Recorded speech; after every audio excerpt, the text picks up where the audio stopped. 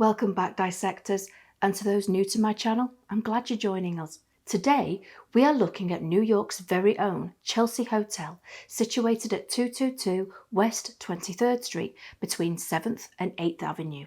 The amount of death and dark history attached to this hotel is shocking.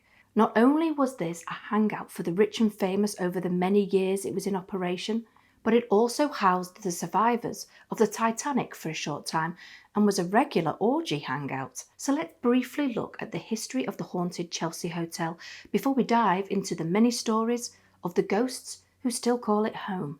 When the stock market crashed in 1873, Philip Hubert decided he wanted to run an experiment based on the theories of French philosopher Charles Fourier. It was the first co-op housing in New York, where tenants would save money by sharing services and fuel. After it opened in 1884, it was deemed a massive success. The many men that had worked on the property, including construction workers, interior designers, electricians and plumbers, were reserved their own apartment. Other tenants would be actors, writers and musicians. Sadly though, in 1905, Hubert went bankrupt, and so the Chelsea was converted into a luxury hotel and remained open until 2011. The list of famous people to have stayed here is huge, from Mark Twain to Arthur Miller, who stayed here for a few months after his divorce from Marilyn Monroe. Then we have Janis Joplin, Bob Dylan, Andy Warhol, and Madonna, who photographed her sex book on the premises. For the last part of the century that it was still in operation, struggling artists would pay for their accommodation by selling their artwork. Due to the total lack of rules and regulations inside the hotel, some of the things that went on inside its walls were outrageous. During the 1970s, sex workers would use the first floor of the hotel for their business dealings. Also, the sex party queen, Ms. Pelagio, would hold monthly one-leg-up orgies. Guests would be residents of the hotel, celebrities and even hotel management. This went on until 2011. So with all the drugs, sex, alcohol, death and despair witnessed at the Chelsea Hotel, it's not surprising some poor souls are still living out their afterlife here, trapped in an eternal loop. So where to begin? Well, why not with one of its most famous ghostly residents called Mary? As I said, many survivors of the doomed ship the Titanic were housed here for a time due to how close the hotel is to the Chelsea piers.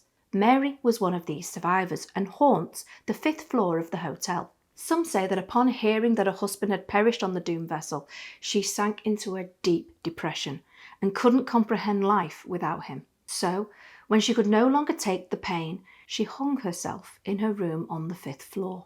Today she can be found roaming the western end of the building, often in the hall under an archway, as this used to be the original entryway. Mary is known to many as the vain ghost, as she's often seen fussing over her hair and appearance in a mirror that sadly is no longer there. Actor Michael Imperioli, famous for his roles in Sopranos and more recently The White Lotus, was staying at the hotel in 1996 when he had his very own encounter with Mary. As he was walking back to his room, he came across her hunched over on the floor crying, wearing 19th century clothing. As he approached, he asked her if she was okay, and at that moment, the light fixture behind him popped as the bulb burnt out, leading him to turn around. But as he turned back to the distressed woman, she'd vanished. Needless to say, 1 week later, he left the hotel. Now, if you come across her, it's said you are best to stay clear of her, as she doesn't appear too keen on the living, finding them bothersome. On October 12th, 1978, a murder took place in room 100.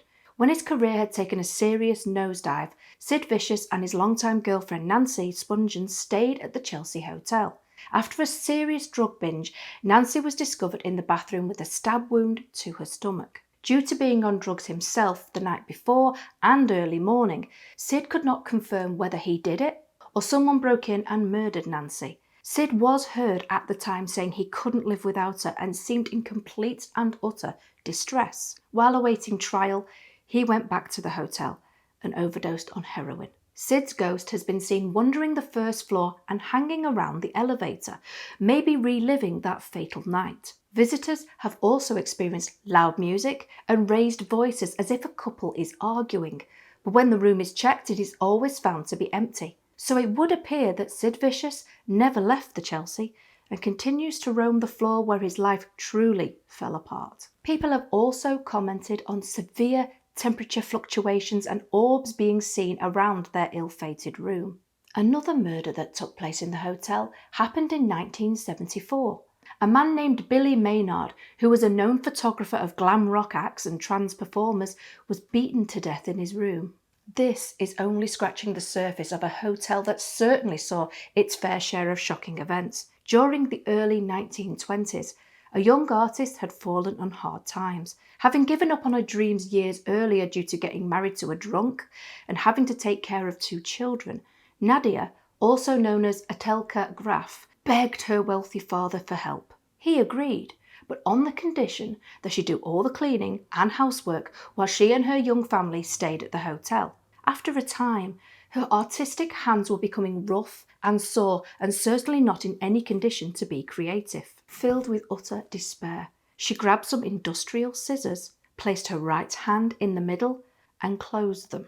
Blood was everywhere and the pain was intense, leading many to believe that this is what caused her to jump out of the window, dying on the sidewalk of 23rd Street. Visitors to the hotel and passers-by have witnessed her ghost, described as having long hair and wearing a white gown in a lot of distress. It seems she's wanting to get back inside the hotel, but no matter what she does, her efforts are all in vain. Nadia has been given the nickname the Severed Hand Ghost. I can imagine seeing her poor ghost would be quite upsetting, especially as she seems to want to get back to her family. A young Welsh poet named Dylan Thomas was staying in room 205 when he died in 1953. Earlier that evening, he was heard boasting at the White Horse Tavern near to the hotel that he had knocked back 18 shots of whiskey, but upon arriving back at his room, things seemed to take a very dark turn. He was rushed to St. Vincent's Hospital in a coma and found to be suffering from bronchitis and pneumonia, just to name a few ailments, but it was the pneumonia that finally got him. Dylan is said to still linger around his old room, with guests hearing loud pacing footsteps along the corridor. But when the sound is investigated, no one's there. One poor guest woke up one morning to discover Dylan's ghostly face staring at her from the other side of the bed. Slowly, over a period of several seconds, his image started to fade away until disappearing completely. I think that would be terrifying to see, but also confusing. You're just waking up and feeling groggy and then see a ghostly form. I reckon it would take a few moments for my brain to register the horror of it. There are many tales of the spirits that haunt the Chelsea Hotel, and as you can imagine, members of staff have plenty to tell. One night, a security guard told a guest of how a girl named Victoria, who modelled her style on the cartoon character Betty Boop, died of AIDS while living at the hotel. But when a tenant stayed in her old room, they couldn't handle the events that unfolded. Apparently, they asked if their room could be changed, as while looking in the mirror, the image of Victoria was staring right back at her. And this resident is not the only one to ask for her room to be changed. It seems that it's quite common for guests to become freaked out and ask for a different room due to seeing something or feeling something. Surely you would prefer to change hotel instead of room, considering how haunted this place is. As you can imagine, the hauntings that are experienced here have drawn the attention of many mediums over the years. One such medium said that every floor of the hotel invokes a different emotional reaction. She witnessed Mary fixing herself up on one floor, a child kicking her on another, as well as a grey eminence that people refer to as the Chelsea's Grey Man. But after visiting the basement and sensing pure evil in the darkness, she left the hotel exhausted and refusing to ever come back again. One ghost, who needed to be heard by her though, and is always pushing to the front of the line of spirits when mediums visit, is a ghost called Larry the Hipster. It seems he believes that everything that happens inside the hotel is real, but when you venture outside the hotel's doors, what you experience is apparently an illusion. Larry has also commented that something is underneath the hotel long before it was built that gives the residents their creative power. Larry has also an important message for all visitors to the Chelsea Hotel too. He says, how one conducts themselves at the Chelsea Hotel is what is important, not just the art, but how one lives their life. Is he trying to say that if you seem to be wasting your life while staying here and happen to die, the hotel will claim you as its own? A spirit to walk the hallways forevermore? What do you think? Let me know in the comments below. Nowadays, though, the hotel has had a huge makeover and is open to the public again with 155 guest rooms. For those moments when you are wanting to relax a little and not be dodging ghostly figures, there is also the lobby bar and a Spanish restaurant that is said to be very welcoming and not too costly. If you have stayed at the Chelsea Hotel, I would love to hear about your experiences. Until next time, stay safe out there.